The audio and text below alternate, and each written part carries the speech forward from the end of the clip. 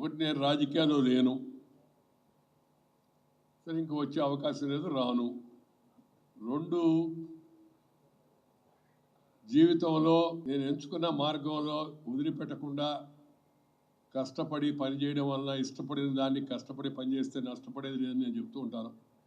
దానివల్లనే స్నేహితుల యొక్క సహకారం కూడా ఉండబట్టి అంచెలంచెలుగా ఎదిగి ఈ ఉన్నత స్థాయికి వచ్చేందుకు అవకాశం లభించింది.